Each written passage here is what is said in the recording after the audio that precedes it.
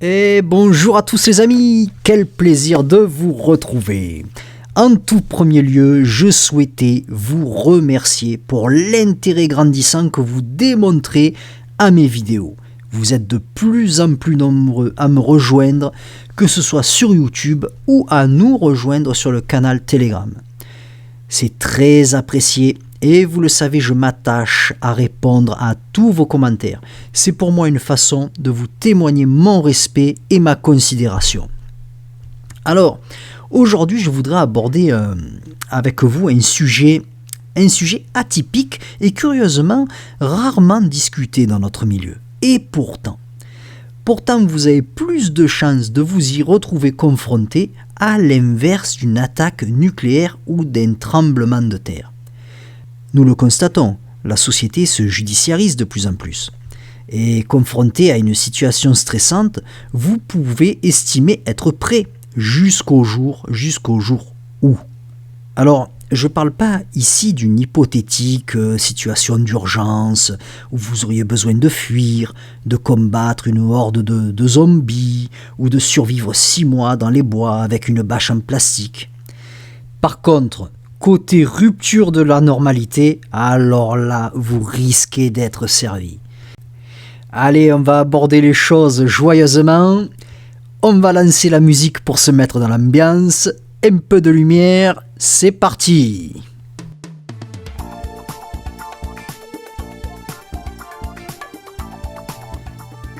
Pour vous donner une idée, plus de 2200 personnes sont mises en garde à vue chaque jour en France, soit près de 800 000 par an, dont au moins 300 000 pour délits routiers.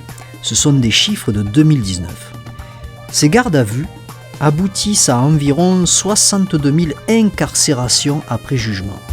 Et encore, c'est des chiffres qui sont sous-estimés car certaines situations ne sont pas prises en compte. Jusqu'en 2017, vous le savez, j'ai eu l'honneur de servir une institution pour laquelle j'ai un profond respect, ainsi que pour les femmes et les hommes qui la composent. Cette tranche de vie me permet aujourd'hui de vous exposer, avec légitimité on va dire, une situation à laquelle nous sommes tous potentiellement exposés. Alors, si vous le voulez bien, définissons ensemble ce qu'est la garde à vue. La garde à vue, c'est une mesure de police, une mesure d'enquête préparatoire, coercitive, c'est-à-dire qu'elle vous prive pendant toute sa durée de votre liberté. Le but, c'est de permettre aux enquêteurs de vous garder à disposition, donc de vous garder à vue, afin de pouvoir faire leur travail d'investigation sans que vous ne puissiez interférer sur celui-ci. Alors, pour être placé en garde à vue, il faut être suspecté d'avoir commis un crime ou un délit passible d'une peine d'emprisonnement. Existent donc les délits dits contraventionnels. Même les contraventions de 5e catégorie ne peuvent pas valoir une mise en garde à vue. Chose peu connue du grand public, cela peut être également une mesure de protection temporaire. En effet, sous le régime de la garde à vue, vous êtes sous la responsabilité et la protection des services de police ou de gendarmerie et vous bénéficiez de divers droits. Être mis en cause ne signifie pas être coupable, nous y reviendrons plus tard. Alors, je vais me concentrer sur mon expérience en gendarmerie. Bien que le principe soit identique théoriquement partout sur le territoire, quels que soient les services de police. Alors évidemment que les installations, la disponibilité en personnel et même le public concerné sont différents par exemple entre un commissariat urbain du 93 et une brigade rurale du Périgord. Bien, tout commence généralement par une convocation par courrier. Alors le plus souvent c'est un papier qui est déposé dans votre boîte aux lettres. Soit un appel téléphonique vous invitant à vous rendre dans la brigade de votre circonscription à telle heure, tel jour. Enfin, ça c'est plus rare quand même, mais ça reste possible. Le motif n'est jamais indiqué sur la convocation et vous lirez ceci, convoqué pour affaires vous concernant. Cependant, vous aurez toujours connaissance de la personne qui désire vous entendre, celle qui vous a convoqué. Cela peut également arriver suite à un contrôle routier, au sein d'un événement public du genre manifestation ou à l'issue d'une bagarre. Mais je vais me concentrer quand même sur le scénario le plus probable dans notre situation d'usagers d'Internet, de vidéastes amateurs ou simplement de survivalistes. De nos jours, par exemple, un commentaire jugé offensant peut vous valoir une plainte. Une vidéo mal comprise ou réinterprétée avec malveillance peut vous conduire éventuellement en garde à vue. C'est ces situations qui nous intéressent. Voyons qui peut vous placer en garde à vue. C'est l'officier de police judiciaire. Dans la suite de la vidéo, je dirais OPJ, qui vous signifie votre placement en garde à vue. Alors c'est soit à son initiative, soit à la demande et toujours sous le contrôle du procureur de la République, ou plus rarement par le juge d'instruction dans le cadre d'une commission rogatoire. Bon, revenons à notre exemple. Vous avez reçu une convocation dans votre boîte aux lettres. Alors, ça ne sert à rien de téléphoner pour avoir des explications. On ne vous dira rien, jamais. Donc vous vous rendez dans la brigade ou au commissariat le jour et à l'heure indiquée et vous prendrez votre convocation ainsi qu'une pièce d'identité. Dans la mesure du possible, essayez de vous y faire accompagner, n'y allez pas seul. Avant d'entrer, éteignez votre téléphone. De toute manière, ils vont vous le confisquer.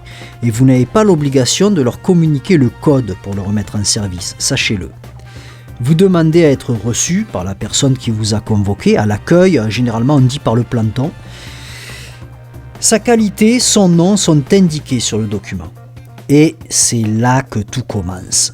Vous allez être entendu. Alors, il y a 2 cas qui s'offrent à vous. Et c'est à l'initiative de l'OPJ qui va vous recevoir. Soit il vous indique qu'à partir de cet instant, vous êtes en garde à vue, soit il commence à vous entendre en audition libre sous le statut de suspect libre. C'est-à-dire qu'en définitive, dans l'absolu, vous pourriez quitter les locaux à tout moment. C'est relativement récent puisque c'est entré en application le 1er janvier 2015. Alors, plus ou moins, c'est comme la garde à vue, mais sans la contrainte. Attention, attention, il m'a été donné de constater qu'à chaque fois qu'une personne voulait quitter les locaux, hop, l'OPJ l'a placé systématiquement en garde à vue. C'est une façon en fait pour l'enquêteur de mettre en confiance le mis en cause et de gagner du temps sur la garde à vue, car nous allons le voir, le temps de garde à vue est limité. Vous êtes sous le statut de la garde à vue à partir du moment où commence la coercition, c'est-à-dire où l'on vous prive de liberté. L'OPJ a obligation de vous indiquer votre mise en garde à vue à l'instant et de vous indiquer quels sont vos droits. Un document écrit indiquant ces droits doit vous être remis. C'est obligatoire ça. Alors, on va voir un peu quels sont ces droits. Vous devez être informé de l'infraction dont vous êtes suspecté ainsi que de la durée prévue de votre garde à vue. Vous avez le droit d'être examiné par un médecin, de faire prévenir un proche ainsi que votre employeur, d'être assisté par un avocat, alors c'est soit le vôtre, soit un commis d'office. Vous avez le droit de vous taire aussi. Il existe aussi d'autres droits, alors je sais pas moi, le droit à un interprète et tout ça, mais bon, ça ne nous concerne pas dans notre situation. Bon, reprenons. On vous demandera de décliner votre identité, votre adresse et votre profession. Ça, faites-le. Donnez votre nom, adresse, profession. D'ailleurs, théoriquement, vous avez votre pièce d'identité avec vous. Et là, rappelez-vous que vous avez le droit de vous taire et que vous avez le droit à l'assistance d'un avocat. À partir du moment où le mot garde à vue est prononcé, vous demandez l'assistance d'un avocat. Faites-le, le vôtre ou un commis d'office. Les gendarmes, généralement, ont accroché au mur les numéros des avocats de votre coin, ainsi que de l'ordre des avocats locaux. Et c'est eux qui téléphonent, pas vous. Souvent, on voit les gens, ils veulent téléphoner, ils croient qu'ils sont dans les films américains.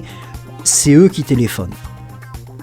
Franchement, pour une garde à vue, si votre avocat n'est pas disponible ou que vous n'en avez pas, un avocat commis d'office est largement suffisant. Demandez un avocat Il vous assistera et aura accès à des pièces du dossier qui vous seront inconnues. Vous y avez droit dès la première heure. Il a 2 heures pour arriver. Pendant ces 2 heures, il ne peut pas y avoir de confrontation ou d'audition. Rien de rien. Pendant ces 2 heures-là, vous attendez votre avocat. Vous gagnez du temps. Dès qu'il arrive, vous avez le droit à vous entretenir avec lui pendant 30 minutes maximum, en privé. Il vous conseillera et cela vous fera un lien avec l'extérieur. Alors ne soyez pas étonnés si les gendarmes et votre avocat semblent se connaître et plaisantent entre eux amicalement. C'est-à-dire qu'en vérité, ils se croisent très souvent et ça crée quand même des liens. Cependant, l'un et l'autre respectent mutuellement certaines limites et votre avocat vous défendra de la même façon. Vous devez demander la présence de votre avocat aux différentes auditions ou confrontations. Sachez que si vous ne le faites pas, il ne sera pas présent. Un tribunal ne pourra pas s'appuyer sur une audition d'un prévenu seul lorsqu'il avait demandé la présence d'un avocat. Mais bon, de toute façon, théoriquement, vous ne dites rien alors. Demandez à voir un médecin. Vous gagnez du temps sur votre garde à vue. Faites-le sans vergogne, car le temps est également utilisé par les enquêteurs pour vous déstabiliser. Par exemple, vous faire mijoter tout seul en cellule. Vous utilisez ainsi le peu de maîtrise qu'il vous reste sur celui-ci en bénéficiant d'une petite visite chez le docteur. Parce que le temps de faire l'aller-retour, d'attendre votre tour, c'est toujours ça de gagner. Indiquez au médecin si vous prenez des traitements ou si vous souffrez d'une maladie. Bien, la durée de principe d'une garde à vue est de 24 heures renouvelable une fois, et ça sur autorisation du procureur de la République. Donc dans l'absolu, la garde à vue peut donc durer 48 heures. Alors ça peut être plus long, on parle de 96 heures, voire jusqu'à 144 heures, mais là c'est vraiment pour des choses très très graves qui ne nous concernent pas ici. On parle là de crime organisé, de terrorisme. Elle peut être également suspendue et reprise. Alors le chrono repart là où il était, un peu à la manière d'un jeu vidéo, vous sauvegardez votre partie, vous revenez plus tard et ça reprend. Bon, alors là, passons aux joyeusetés. La fouille. Vous allez être fouillé, on va vous prendre vos affaires. Vos affaires du genre montres, bijoux, téléphone, comme je vous l'ai dit, briquets, ceintures, les lacets de chaussures évidemment.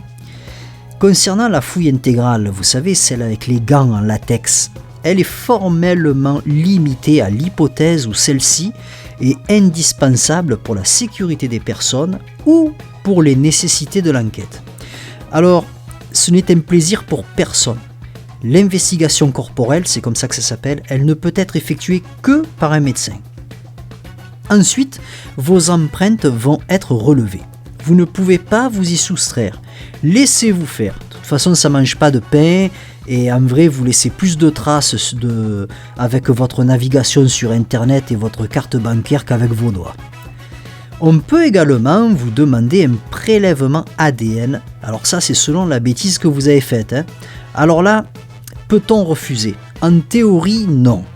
Le refus de se soumettre est sanctionné à une peine de 1 an d'emprisonnement et de 15 000 € d'amende. Je dis en théorie car j'ai vu plein de gens la refuser en arguant alors soit de préceptes religieux ou soit en faisant un scandale monumental. Et parfois c'est passé crème. La plupart du temps c'était les manouches.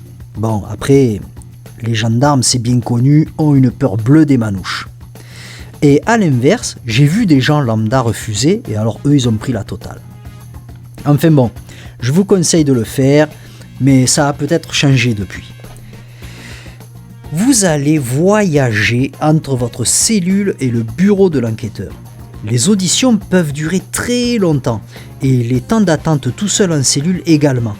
Ça va vous fatiguer, ça va vous épuiser. C'est fait exprès, hein. Les enquêteurs se relaient, pas vous. Ils sont chez eux, pas vous.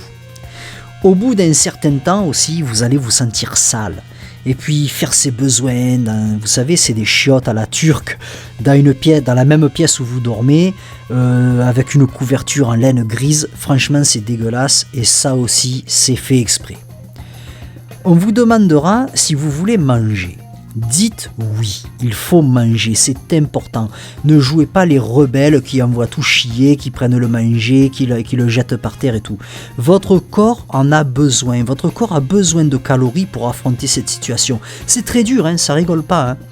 Alors le manger, le manger n'est pas bon, et ça aussi c'est fait exprès.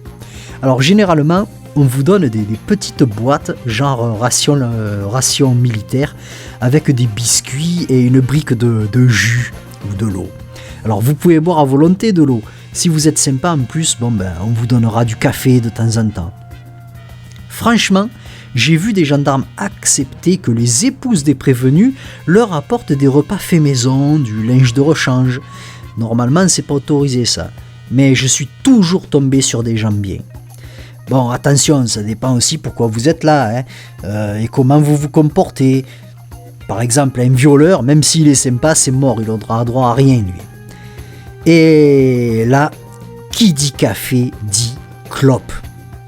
Le point faible des mis en cause est utilisé par tous les enquêteurs. Pour vous dire, hein, on apprend à utiliser cette faille à l'école. Les auditions durent depuis un moment. L'enquêteur en a marre, et vous aussi vous en avez marre. À ce moment-là, il vous dit « On sort fumer une petite cigarette ?» Et là, le mis en cause que vous êtes, tous les deux, vous faites un break. Erreur fatale. Vous faites un break, mais pas lui. Il vous a eu, car vous êtes en garde à vue, même à ce moment-là. Un conseil, supprimez toute dépendance à toute substance. Si vous saviez combien de fois la pause clope a eu raison de pauvres bougres, il existe d'autres techniques, dites des techniques policières, qui sont bien connues et transmises par les anciens pour user un peu de la fragilité des gens dans pareille situation. Comme par exemple, tu veux un avocat ? Ok, mais ça va rallonger ta garde à vue. Ou alors, t'es en garde à vue mon pote, tu vas aller en tôle, je viens d'avoir le juge au téléphone. Ça peut être aussi, soit tu nous dis comment t'as fait, ou enfin tu nous dis ce qu'on veut savoir, soit on va chez tes parents, chez ta femme, on retourne à la maison. Enfin, tu as le droit de te taire, mais si tu continues, ça va se retourner contre toi. Tout ça, il y en a d'autres, des tralala, tout ça c'est du blabla, du tralala, de la poudre de perlimpinpin, comme dirait l'autre. La garde à vue est très encadrée, vous ne risquez rien. Le but est seulement de récolter le maximum d'éléments visant à vous mettre dans la sauce. C'est le juge, souvent une juge d'ailleurs, c'est un milieu très féminin, la justice qui décidera en dernier lieu de votre sort. Ce n'est pas les gendarmes, pas les policiers, ni le procureur. Le plus dur dans une garde à vue, c'est le temps. Et d'être seul avec soi-même. Alors faites-vous confiance. Vous n'êtes pas le premier et sûrement pas le dernier. Prenez également en compte ce que vous donne à voir l'enquêteur. Il peut créer par exemple de toutes pièces des dossiers factices avec votre nom dessus étalé sur son bureau afin de vous faire penser qu'il croule sous les preuves et les éléments vous concernant. Ou bien, il peut, de façon nonchalante, laisser ouvert un classeur avec quelques documents à votre vue. Tout ça n'est pas fortuit. Dans une garde à vue, tout est cadré, tout est réfléchi. Franchement, c'est de l'art. Retenez bien que ce n'est pas la police qui décide de la levée de la garde à vue. C'est le procureur et seulement lui. Bien, après la garde à vue, que se passe-t-il ? Alors, le placement en garde à vue n'a aucune incidence sur votre casier judiciaire. Seule une condamnation peut apparaître au casier. En revanche, le fait que vous ayez eu le statut de gardé à vue apparaîtra au TAJ. Le TAJ, TAJ, est une abréviation pour traitement d'antécédents judiciaires. L'inscription à ce fichier peut vous empêcher d'avoir accès à certains métiers, comme ceux de la sécurité par exemple ou certains services publics. Cependant, il est possible d'obtenir la suppression du TAJ de votre passage en garde à vue. Cette possibilité elle est ouverte si votre affaire a été classée sans suite ou si après avoir comparu, vous avez été reconnu innocent. Évidemment, en vrai, l'issue d'une garde à vue peut se dérouler de bien d'autres façons, mais je pars du principe que vous n'avez rien à vous reprocher, sinon ça pourrait faire l'objet carrément d'une autre vidéo. Dites-le moi si vous êtes intéressé. Bien, pour finir, les derniers conseils de survie. Faites appel à un avocat systématiquement. Consultez un médecin. Mangez, c'est dégueulasse, mais mangez quand même. Faites prévenir un membre de votre famille et votre employeur. Ne prenez pas de haut ou pour des cons les enquêteurs. Ils font leur travail. La plupart du temps, ils héritent en fait de votre dossier. Ils n'en sont pas les instigateurs. Et eux comme vous préférez être ailleurs. Ils ne sont pas vos ennemis. Mais ça ne veut pas dire que c'est vos amis non plus. Soyez respectueux. Par réciprocité, vous aurez du respect en retour. Là, je parle pour la gendarmerie. La police nationale, franchement, je sais pas. Ne parlez pas sans votre avocat, outre le fait de déclarer votre identité et votre profession.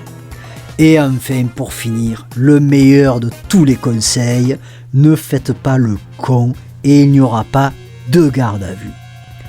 Voilà, j'espère que ces petits conseils vous auront semblé utiles.